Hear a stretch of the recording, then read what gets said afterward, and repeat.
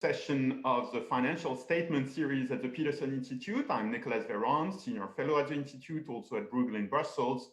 And it's my delight today in the heat of August to welcome our two guest speakers today, Thomas Wieser and Simeon Jankov. We're going to talk about the financial system structures in Europe. So really structural issues, things that move slowly, but are all important, not always visible, and especially the bank-dominated nature of Europe's financial system, whether that's an issue, what to do about it if it's an issue, and how to think about it.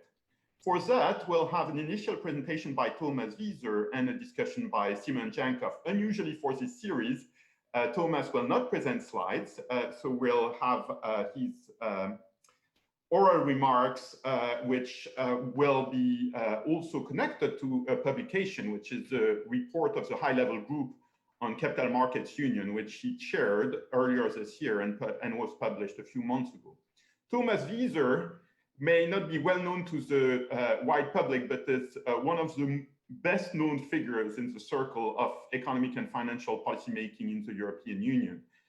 He had a distinguished career in the Austrian government, where he was Director General for Economic Policy and Financial Markets at the Ministry of Finance, which is a way to say economic policy czar in the civil service. And in 2009, he became the chair of the Economic and Financial Committee of the European Union, which is a hub of discussion on economic and financial policy matters. And then also president of the Eurogroup Working Group, which is kind of the equivalent for the Eurozone. He held those positions until January 2018, which means that he was there for most of the Eurozone crisis. Actually, there is a characterization of him by Yanis Varoufakis, who was much more briefly the Minister of Finance in Greece in 2015, who said Thomas Wieser has been part of every policy and every coup that resulted in Greece's immolation and Europe's ignominy, which I guess is setting the scene for Thomas' centrality in the system, even if one, as I do, completely disagrees with the way Varoufakis puts it. Since 2018, he has been a fellow at Bruegel, so my colleagues there, and a very important contributor to Bruegel's analysis and discussions, and also, as I mentioned, the chair of the high-level forum on capital markets union, which is one of the reasons we have this discussion today. Simeon Jankov will give remarks in response. He's also got a distinguished academic career. He actually started, I think, Simeon, correct me if that's wrong, at the Karl Marx Institute of Economics in Bulgaria. So those were the times in 1989, I think, but then at University of Michigan, at the World Bank, where he spent a decade and a half from 1995 to 2009. And at the World Bank, he was one of the driving forces, if not the driving force, behind the now world famous and influential doing business ranking of countries on the basis of their structural reforms, including, of course, reforms in the financial sector. From 2009 to 2013, he went back to Bulgaria, where he was finance minister and deputy prime minister at a moment of very important reforms.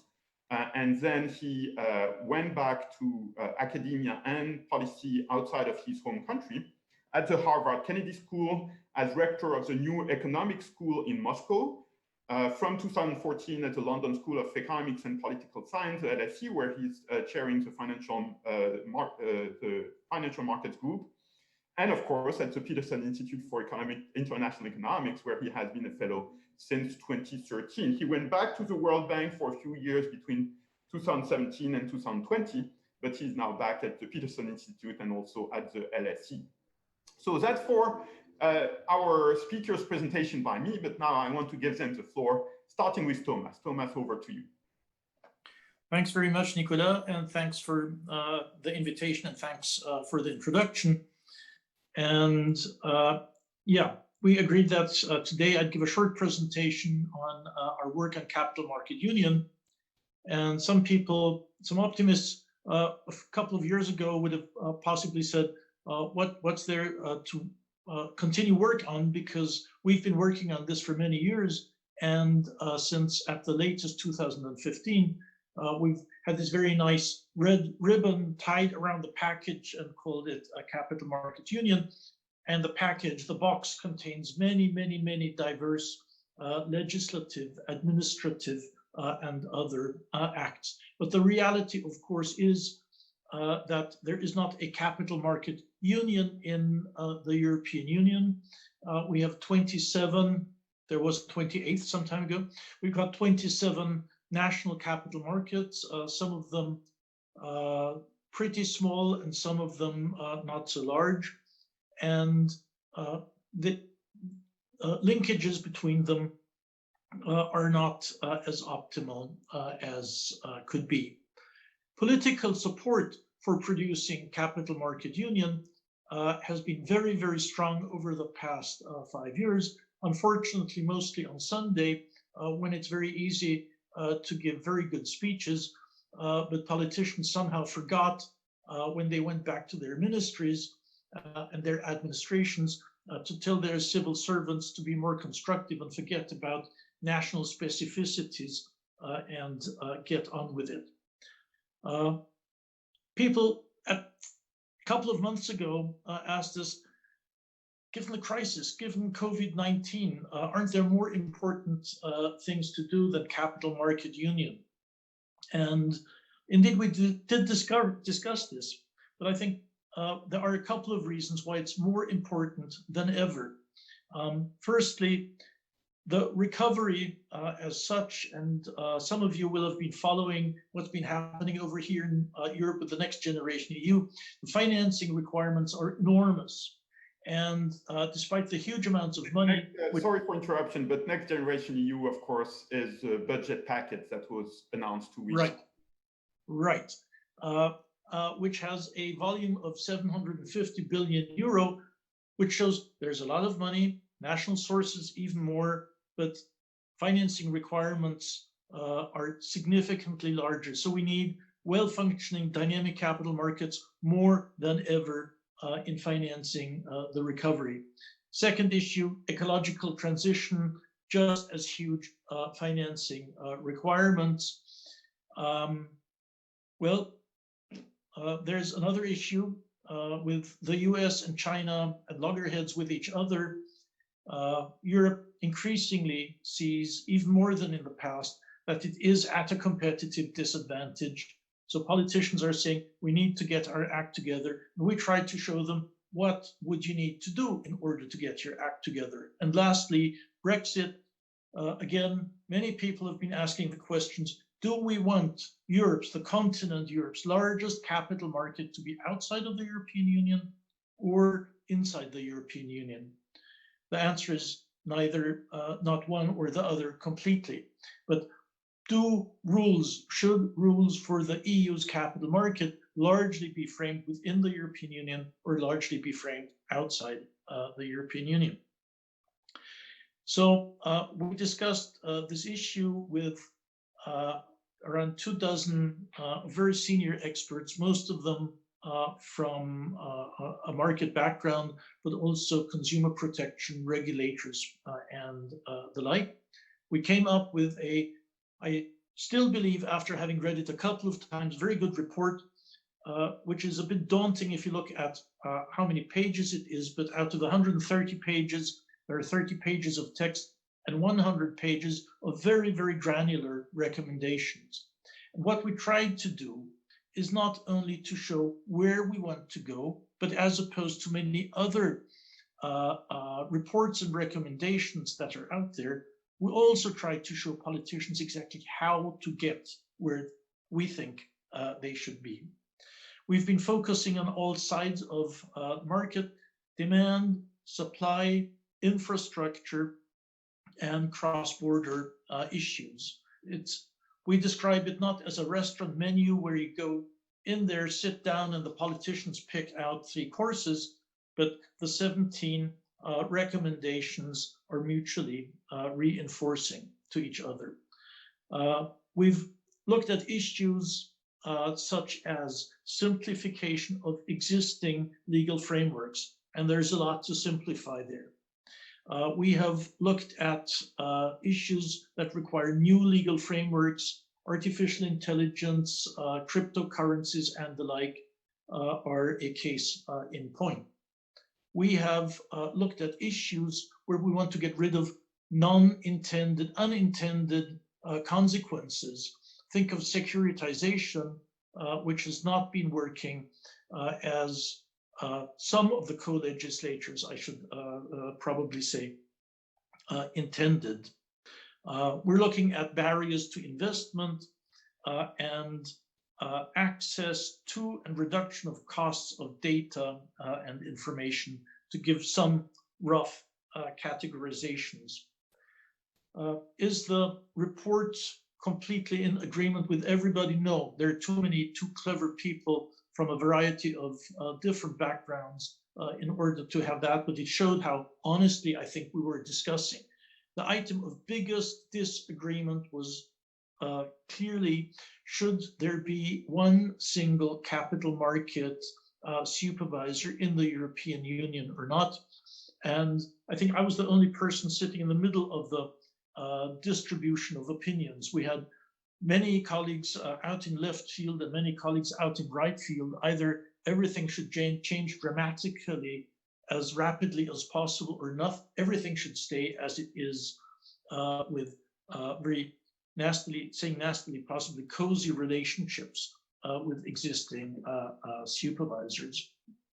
But even so, we managed to come up with a couple of suggestions that would significantly improve the not very centralized system of capital market supervision in Europe. Let me just give one example before I hand back to Nicolas of why I think these issues are so important. Put yourself in the shoe of a Slovak startup entrepreneur who's got a very good idea, finds it very difficult to access bank credits because the assets are mainly up here, and they're very difficult to collateralize. He starts looking for an investor. Obviously in Slovakia. Small country, small capital market, no good. So probably either the project flops or he migrates out or something similar.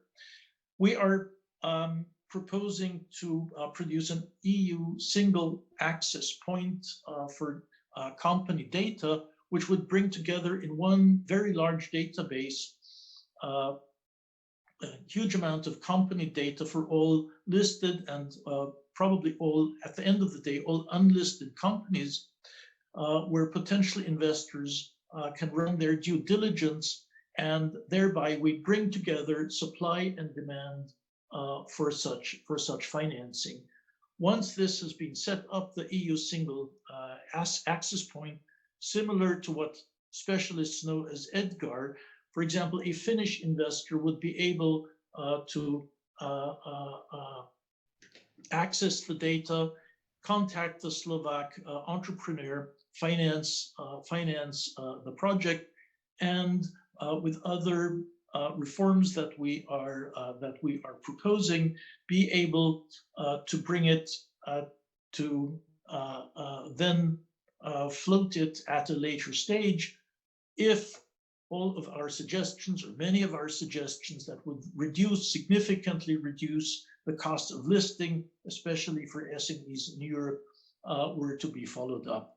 So I think, just to come to a closure, we did realize there are necessary and sufficient conditions, but it is definitely necessary to undertake all of those measures which ramp up the still too small European individual national capital markets, at the same time eliminate many of the barriers that still exist between them, and only if the two work in tandem will something in a couple of years be appearing which we would be able to honestly call European Capital Market Union. So over to you, Nicolas, and I finish my introduction herewith. Thanks very much, Thomas. That was, I think, a very thought-provoking and succinct exposition of this report, which actually we should have linked to in the invitation. But I'll come back to you on a number of questions where we really want to also know your personal opinions as a longtime practitioner of capital markets policy on all of these questions. You referred to EDGAR, that's of course in the US, the database of corporate data of listed companies in the US, which is maintained by the SEC, the US Securities and Exchange Commission. Simeon, it has not escaped some of our viewers that you're in an airport right now.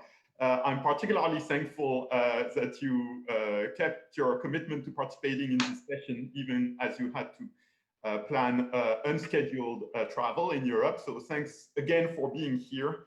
And now over to you.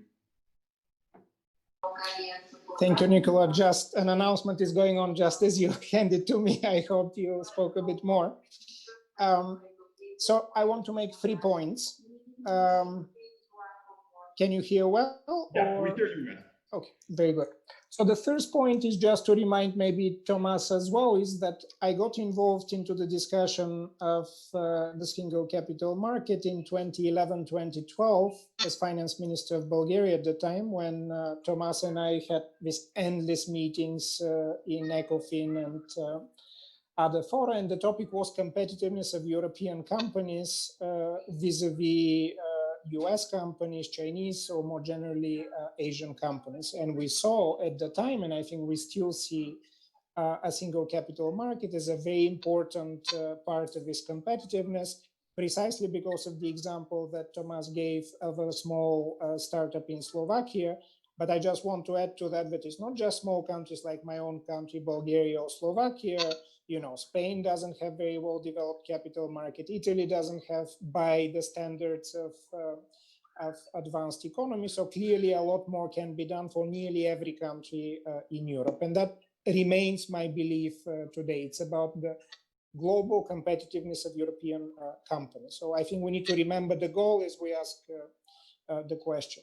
My second point is that I've always thought of the single capital market as part of, if you like, a trio of single markets. Single capital market, single digital market, which I think is quite relevant also for the ultimate success of the single capital market, and single energy market, which perhaps now with low energy prices is a bit less of an issue, but also has very long-term effects in how far the competitiveness of European companies can go. So perhaps later in our discussion, we can touch at least on the single digital market and how you address this in your work, Thomas. And then my last point is that at the time when I was quite involved in this discussion, the UK representatives were among the most active in this discussion, partly having the largest market at the time in Europe, but also having the knowledge to carry it to others. And as I remember in the previous commission, it was actually a Brit, Lord Hill, Jonathan Hill, who was running this agenda. So this is more of a question actually for Thomas, is how is Brexit affecting this thoughts and these developments? I'll stop here for now. Well, that was almost too succinct, but thanks very much for that, Simon. I'll come back to you, but I will start with a few very general questions. And one of them, which is asked by Brian Polk already on our Q&A, and by the way, I invite participants to join the conversation by asking questions on our Q&A tool, is whether, I mean, it's connected with Brexit, obviously, even so he doesn't mention the UK, but whether Capital Markets Union is a political vanity project, I quote the question, whether it really is needed to have the capital markets onshore when you have the capabilities just next door across the channel. Thomas, can you give us a sense of your thinking and perhaps also some of the debates in the high-level forum about this issue of that some of my fellow compatriots maybe would call capital market sovereignty? Right. I think it's a good question because it touches on quite a number of the issues. Firstly, the question you could approach the question by saying, is it optimal to have 27 small, not optimally joined and jointed capital markets? And I think all of us on this call would say it's no good. And quite a number of the suggestions we are making go in the direction of kickstarting, rejuvenating, whatever, incentivizing local capital markets so that the role of capital market financing in each and every individual member state gets larger and larger. Which, if you look at the financing requirements of our economies, would probably, in terms of overall nominal volumes, not be to the detriment of bank balance sheets, but it's the question of how do we finance the additional requirements of coming years. So that is make national capital markets larger. Second, reduce barriers between the 27 national capital markets. And I think there's nobody on this call who would say keep them segmented and separated from each other, because the larger the market is, the more efficient it is, and the more the allocation of resources will work well. Thirdly, Brexit.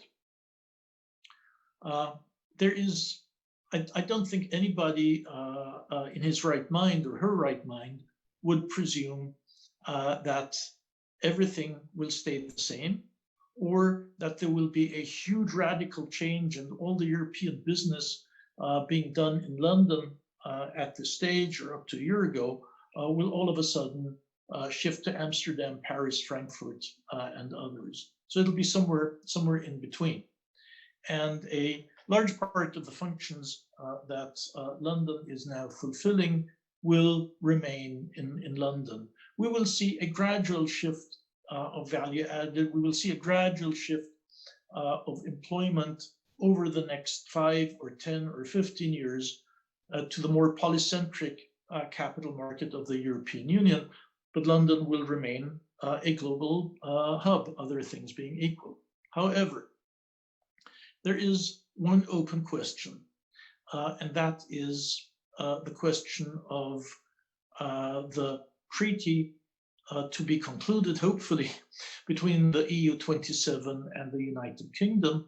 What will the mutual recognition, if you want to call it that, of legislation, administrative standards, supervisory standards between the two be? Will rules and regulations... Is that going to be in the treaty? Is that going to be in the treaty? There will be a principle definitely in there, maybe not in the overarching treaty, but it will say how we will approach financial service legislation. And we can be quite sure that at present, there is no issue there because UK legislation follows from European Union legislation, and therefore full equivalence, as we call it, is given. However, if we take it seriously that the United Kingdom is did leave the European Union in order to be able to regain its sovereignty, not only in issues of foreign policy, but also in rules making, in legislative acts, and including the legislative acts that govern the financial sector, then at some stage, it is reasonable to suppose that these regulations will start to diverge. And then the question is, will there be such equivalence sorry to interrupt you. My question was not about predicting what is likely to happen. It was really about a matter of principle, which in a way you alluded to, but on the UK side, right? You just said the UK wants to keep sovereignty on its financial rulemaking. My question, relaying the ones that was asked, is it important for the EU to have sovereignty over its own capital market? So how should it think about having so many important functions offshore in London in terms of its own welfare and its own economic future? No, I think I was, Nicolas, I was answering the question, namely, either you have rules of your own or you don't have rules of your own. European politicians are saying we want to continue making our rules ourselves. And if you want to have a fully functioning, let's say, EU plus UK capital market, if it should be functioning as it is today, then you need full equivalence of rules, which means that either they are made in the European Union and the UK follows, or they are made in the UK and the European Union follows, or you have some algorithm to jointly arrive at a solution. But that means that having a capital market union project which looks at how to make our capital market more competitive, how to have more efficient rulemaking is an important element of the post-Brexit world. Simeon, can you give us your sense of this? Both as you're partly based in London, you have the perspective, of course, from Bulgaria, and more generally, you have the kind of the big picture view also from the US. So how should the EU think about this issue of, a vanity project or sovereignty, important sovereignty plan?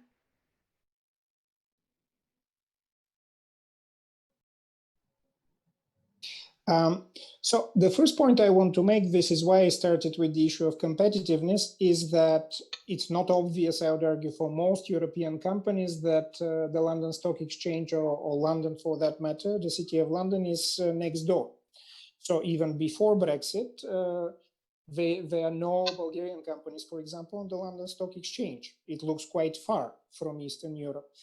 That's partly because of legal tradition, perhaps. It's partly because small companies think of geography kind of in a more daunting way than large companies do. So even before the sovereignty of the European Union versus the UK, I just want to make the point that if we want competitiveness of the average European company, in my mind, we need something in Europe and for Europe. Otherwise, they don't feel part of it.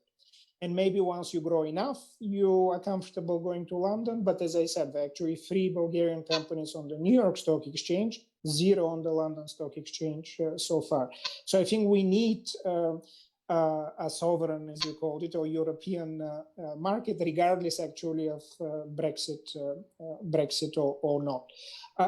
So that's one. 2, we do have within the European Union a number of other mechanisms, some of them that arose during the Eurozone crisis, some that are actually arising now in response to COVID, of assisting small firms or startups, either through crisis or through, let's say, initial periods of development.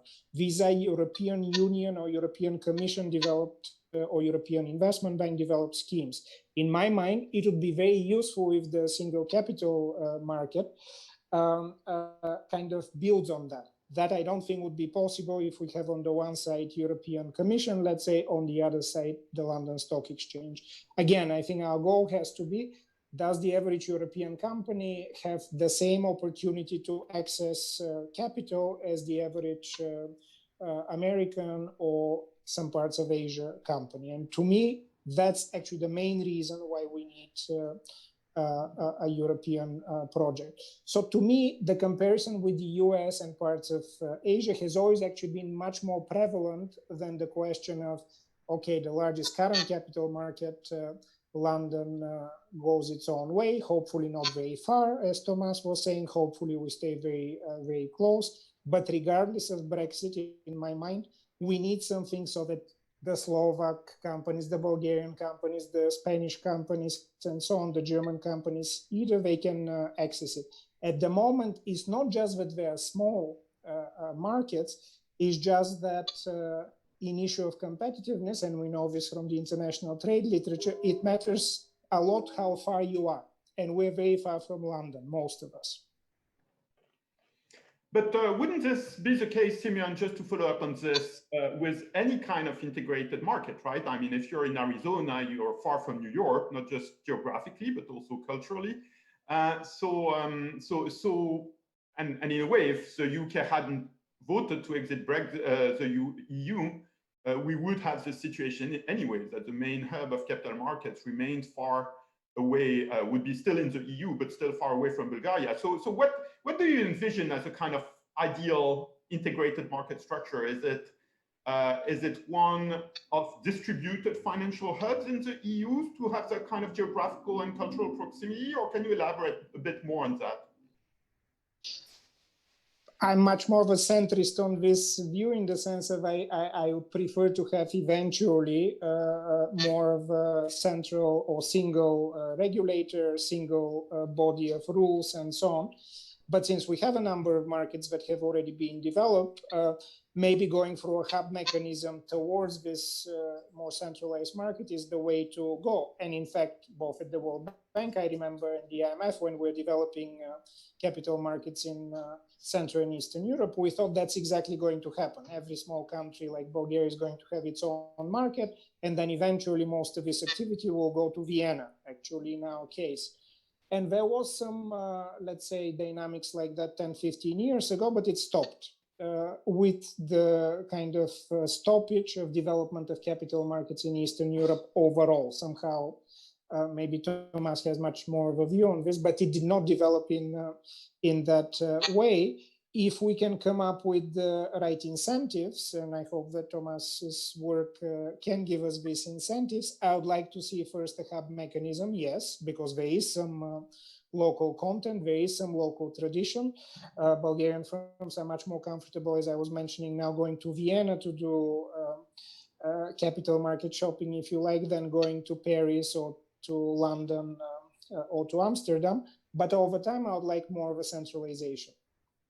I remember being in a conference about capital markets union in Poland in 2015, I think, and the general tone of the conference was capital markets union, that's great as long as we keep the national champions of Warsaw Stock Exchange. And indeed, it's remarkable how stock exchange and more generally infrastructure consolidation across borders is less advanced in the eastern half of the European Union than in the western half of the European Union. Thomas, any thoughts on this and in terms of future market structure and what you see beyond the Brexit question, what you see emerging over the medium term? Well, I think there are quite a number of questions we need to address. First one is, and I think we've had this discussion over the years before, Nicolas, there still seems to me a very high correlation between how developed stock markets are in a given country and the kind of pension system they have. And that's also why we have been focusing quite a lot in our advice on building up the second and third pillar of national pension systems. So you need to work on the supply side and the demand side as well. If you have only pay-as-you-go government-run systems, it's very difficult to develop a broad and vibrant and dynamic stock market in a given member state. So that's one observation I'd have. Second one is what we experienced with the representatives of the stock exchanges. They were the most vehement battles for retaining the status quo. And that was peculiarly enough with regard to supervision, because they had this vision that if there were a centralized supervision over stock exchanges, this would be a huge force for centralization, and the Baltic Stock Exchange would disappear, and the Prague Stock Exchange would disappear, the Warsaw Stock Exchange, and the Vienna Stock Exchange, they'd all disappear, and everybody would be going to Frankfurt or Paris. And I think this is completely wrong. And I totally share what Simeon was saying.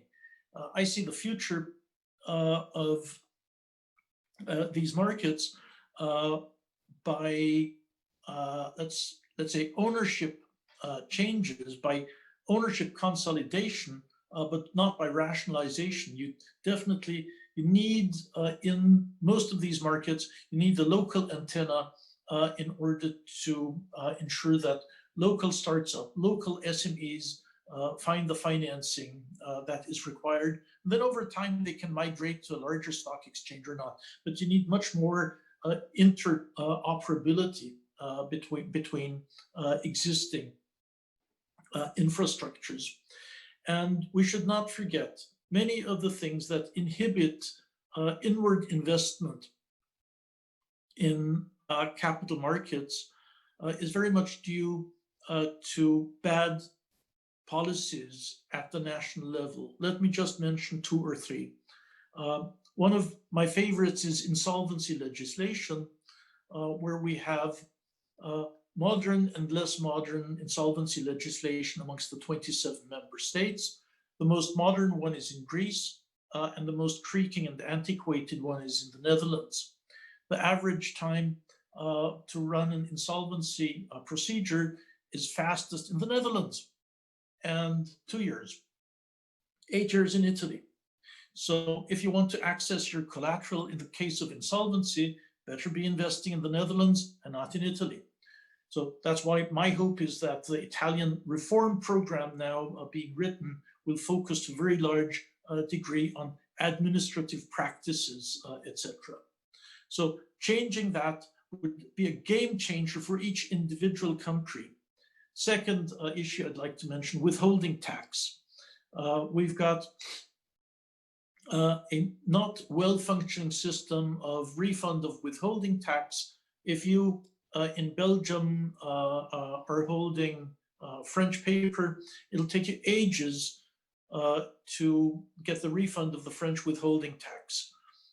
And in some instances, which I know of but would rather not mention, you'll probably never see the withholding tax in the country of origin, so you end up with paying withholding tax twice. So producing a system of interoperability between the 27 administrations to have fast, rapid, unbureaucratic, and foolproof refund of withholding tax would work miracles in having a higher degree of capital market penetration in Europe. There are a couple of others, but I'll stop here.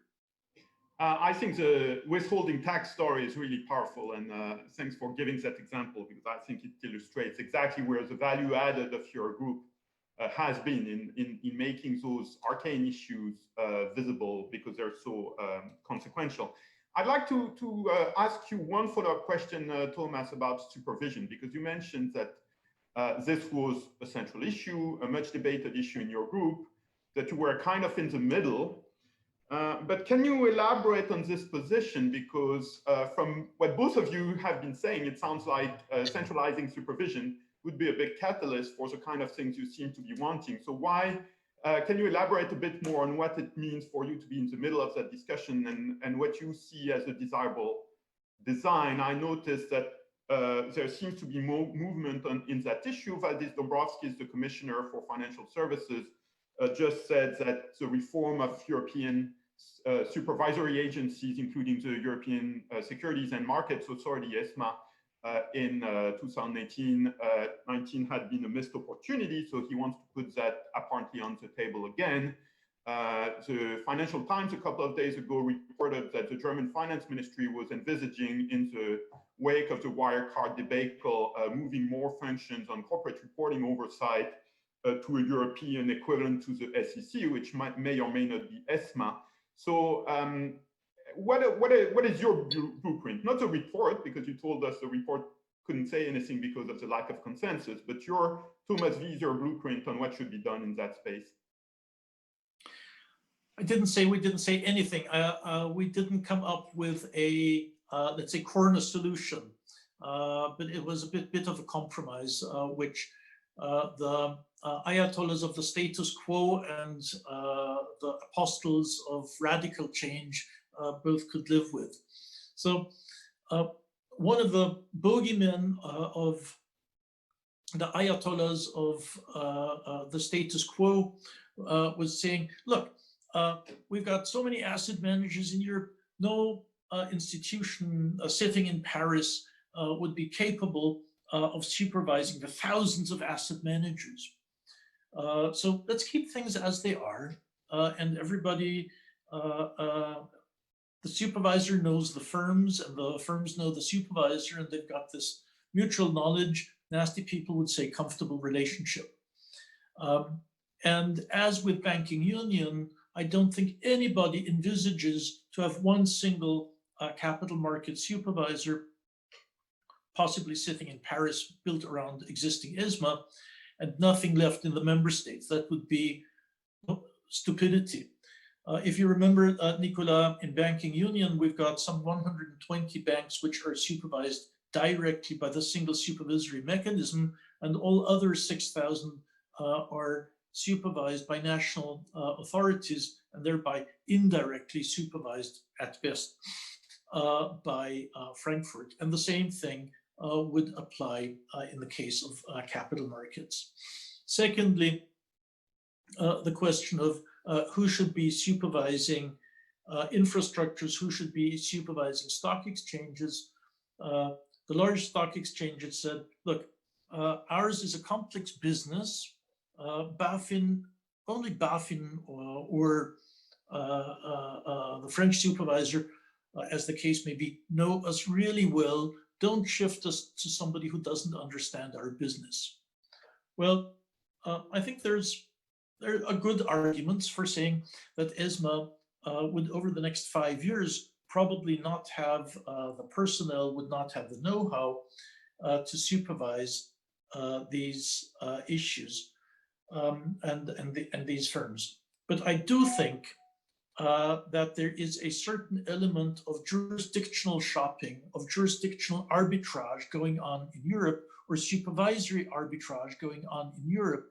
And therefore, if we want to have a completely level playing field, we need to have a completely level playing field in terms not only of legislation, which we don't have, but we also need it in terms of supervisory frameworks and supervisory practices. And that means a higher degree of centralization than we have at present, even if we definitely do not need a complete centralization. So anything that satisfies this algorithm, completely level playing field on structures, practices, and the like, works well. Simeon, any thoughts on what would satisfy Thomas's algorithm? Again, perhaps Thomas said that he's in the center. I'm on the apostles of let's centralize more, because I have seen how we have put so much excitement and hope, we in Central and Eastern Europe, of we're building a new system. We look to the wonders of the US capital markets, and since we don't have the chains of the past, we can really build up a very modern system. And in terms of the actual platforms for buying and selling paper, I think many of our countries have actually very good platforms. In the case of Bulgaria, we're actually using the platform of the Frankfurt Stock Exchange fully, and many of the technology. That's what I mean, the technology.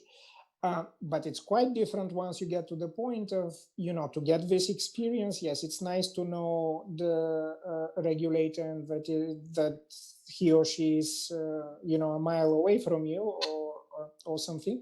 But it's quite different of, do they actually have the capacity? And I would much rather centralize for capacity's sake, because I don't think individual small markets, and nearly every country in European capital markets is a small country. In my mind, we have this capacity to supervise well, and that's part of the reason why I think why our capital markets do not develop well. And once a firm grows beyond a certain age, it starts what Thomas said, shopping, but actually internationally. So as I said, we have Bulgarian companies on NASDAQ, we have Bulgarian companies in Hong Kong Stock Exchange, but our own market, I checked while Thomas was saying. So, guess the Sofia Stock Exchange yesterday had a turnover of 37,000 euro. Yesterday, 37,000 euro on well, okay, it's the summer, but still, average for last year was actually worse. Average for last year, I need to check why that's the case, is about 20,000 euro a day. So it's nothing. Wow. You cannot really build capacity, and you can say, well, Bulgaria is very tiny. Actually, Bulgaria is in let's say above average in terms of population size in the European Union. So supervision to me also means can you have the capacity? And the only way that I see this is this model that you suggested: first hubs, and then potentially in a number of years going towards a more centralized mechanism. So let's move to the largest of the small countries, Germany, and I have a question from Jack Schickler, who asked, doesn't Wirecard undermine any confidence investors might have in European stocks? Billions lost due to inadequate scrutiny. What went wrong, and is it fixable? Actually, I think one of the very interesting aspects of Wirecard is that it was many things, probably, you know, money laundering, who knows, payment systems supervision, but there was apparently a basic failure of corporate reporting supervision, which is one of the most basic aspects of financial market supervision, both in terms of auditing and of accounting enforcement by public authorities. I was intrigued, Thomas, that in your report there's nothing about corporate reporting, but in the wake of Wirecard, has it changed your view of this issue? And you mentioned an equivalent to Edgar, which is a slightly different thing. It's a data set, not the supervision. But can you give us a bit more of your thinking going forward, not just on the basis of the report, on where is the aim for the EU in that space? What are the right lessons to be drawn from Wirecard? And especially not just in the medium or long term, but in the short term, what you would advise, for example, the European Commission to put priority on? Yeah, well, it seems that the auditing profession has, over the last couple of decades, made quite a number of catastrophic mistakes on both sides of the Atlantic. And what the auditor in the case of Wirecard did appears to have been quite spectacular in not looking where they should have been looking. And on a much smaller scale, we're in Austria in the midst of a criminal case, which I'm sure you haven't read about because it's so minute, but exactly the same thing. The same auditor for 15 years and not checking whether the assets held at counterparties existed in reality or just on paper. Which company was that? You wouldn't know it. It's minute. I want to know it now. It's called Commercialbank. Okay. It's not even regional. It's just local, but it's great fun because it's such a spectacular mess. And in the case of Wirecard, well, this is important for capital markets, and it's important for capital market union. But in reality, the question is, was the failure at BaFin, or was it a failure of making sure that the auditors were functioning as they should be functioning? And I think the system that we have in Europe, which is to a certain extent still based on self-regulation of the sector, is not working well. We've tried quite a number of things, also based on global standards, such as rotation, etc., etc. So, as I understand what the German finance ministry is talking about, is moving towards a more centralized supervisory, let's say, superstructure, specifically for the auditing business and the auditing sector, which therefore, I think you said that yourself, would not necessarily be under the umbrella of ESMA, what I would consider to be the nucleus of the capital market supervisory structure for the EU. So yes, there's been a significant destruction of value. I think there's a short and probably medium-term concern how this affects investor behavior. But from what we've seen over the past weeks and months, it doesn't seem to be a widespread issue. If we can move this towards... What is not a widespread issue? looking at investor sentiment, I don't get the impression that the markets have been turning down because of what happened at Wirecard. If so, I can't detect it. It may be there, but I haven't detected anything so far.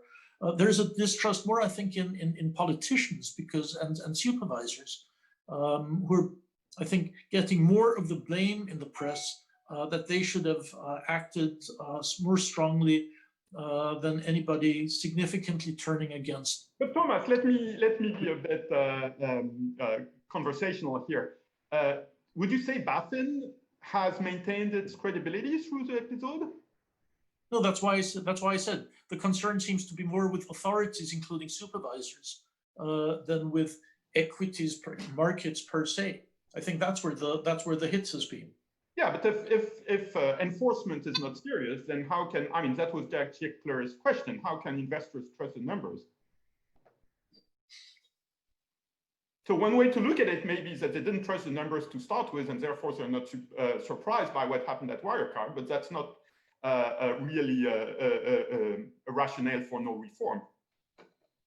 No, nobody's saying that there should be no reform. But what you are implying is that this is a widespread malaise in. That's what the question implied. I'm relaying that question. Is there a widespread malaise in the German auditing business? Are they all incompetent? Is there a widespread malaise in the European auditing business? Are they all incompetent? Is there a widespread malaise in the global auditing business because there's a very limited number, and quality issues in one market are a signal for quality issues all over the company? Do we have to be concerned about the quality of such data on a global scale or European scale? And I think that is not the case. But we've had, ever since, even before Enron, we've had recurring issues in the sector. There have been quite a number of reforms which have been tried.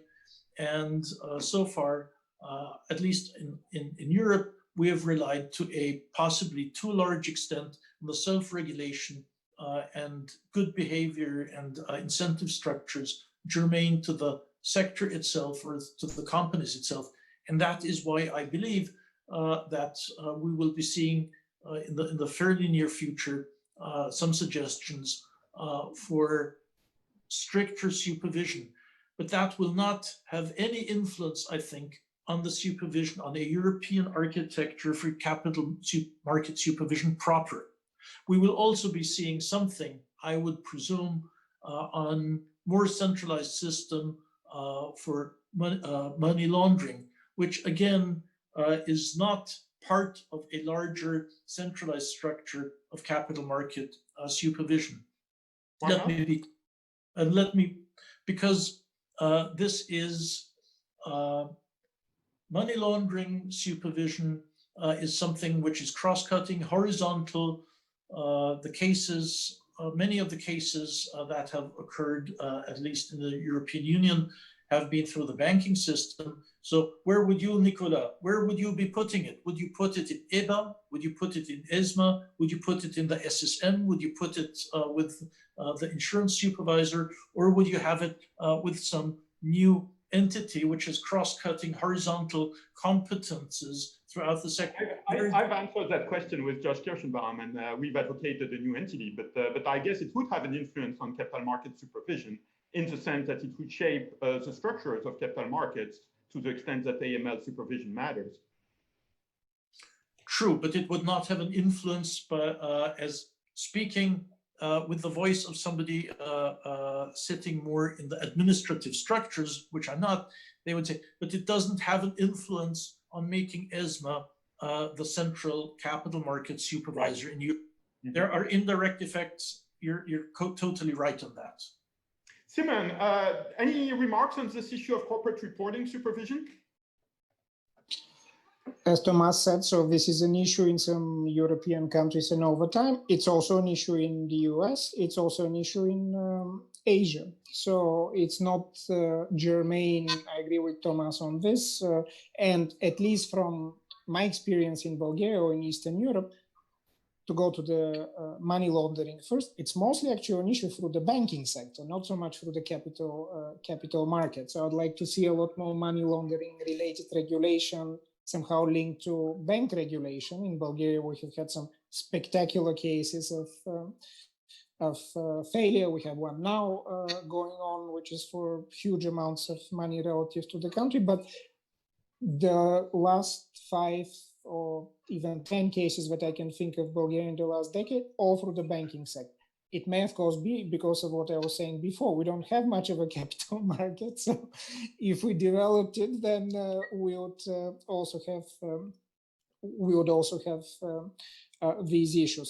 But I think the topic of can we do a lot better in accounting and auditing, I agree there is too much self-regulation, and actually it's of different types. So self-regulation of the German model is this, which is how Bulgaria more or less follows the German model or the Germanic model, is this kind of staunch adherence to we have traditions from many hundreds of years, so don't touch us. We know better than any regulator can possibly have. And then on the other side, at least in Central and Eastern Europe, you have democracies that are nearly 30 years old.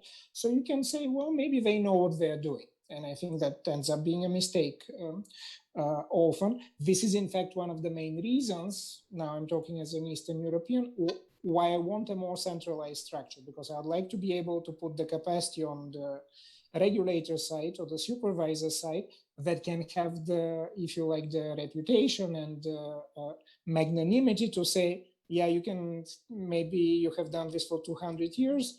We have that experience for 200 years too. And Eastern Europe just doesn't have it yet, and it's not going to have it for a very long time. Unfortunately, we're getting close to the end of the session, and there are so many questions that were asked in the Q&A or that I had in store as well that we won't have time to answer. There was a question which is quite central and we have only peripherally addressed, as by Uday Das and differently by Frederick Bistet, on the trade-off between having a very bank-centric system and the development of capital market union, which of course is a core part of the debate.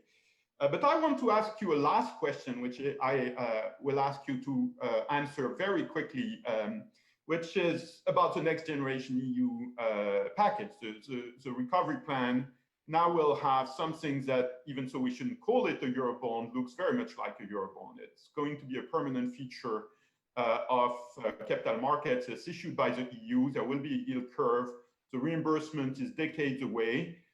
It will have to be reimbursed possibly by new issuance. At the time, nobody knows. Of course, the official language is it's a one-off, but that doesn't seem to be the way capital markets investors take it.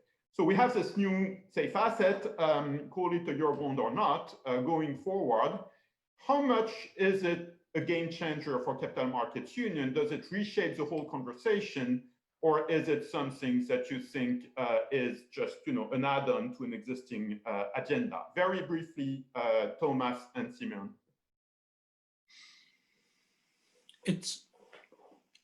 The whole thing has been described, I think, wrongly as the Hamiltonian moment, and it is not such a game changer as the changed relationship between the central state and the individual states in the US were. But it is a step towards having a more integrated fiscal policy, a more integrated capital market.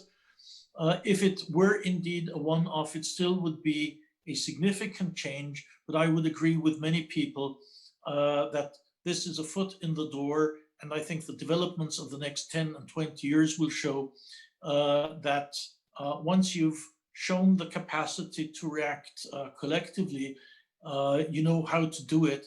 And I think if you compare how difficult it was to find a first financing for Greece in 2010, and how comparatively easy it then was for Spain when we knew much better what we were doing and how we were changing the rules of the ESM 1 or 2 years ago, it simply shows or take the case of the ECB, it simply shows once a blueprint is there, it tends to be followed in the future. Simon? I think the symbolism is very big, precisely for what Thomas ended with. I remember 7-8 years ago, we had so many discussions about Euro bonds and green bonds and blue bonds and red bonds and so on, and we didn't in the end go very far. This time with COVID, precisely I think because of the many discussions we had nearly a decade ago, it has been relatively smooth. So the symbolism is there that it's taken us nearly a decade, but it's in. Once it's in, I think the precedent is there, and we Europeans seem to like precedent a lot. This is how legal traditions work. So I think for me, it's big. Thanks so much to both of you. A million questions we haven't answered, many of them probably in future conversations in this financial statement series at the Peterson Institute. I should mention also, I should have done it in the introduction, that Simon authored at the Peterson Institute a book, Inside the Euro Crisis, an eyewitness account published 6 years ago based on his experience as finance minister. So that has echoes, of course, of our conversation, between our conversation and this book, and I recommend it highly. I want to thank particularly our two speakers, Thomas, for all the wisdom and availability, and Simeon, likewise, even from the airport. Very thought-provoking conversation for me. Our next session will be on August 19. We'll have Benoit Queret and Stan Fisher talking about the impact of new technology, not just for finance, but for supervisors and regulations, so RegTech, SubTech, and all kinds of new buzzwords that are mushrooming these days. Thanks very much for attending this session of financial statements at the Peterson Institute for International Economics. Thanks very much to our two guest speakers, Thomas Wieser and Simeon Jankov, and have a great rest of your day. Bye-bye. Goodbye.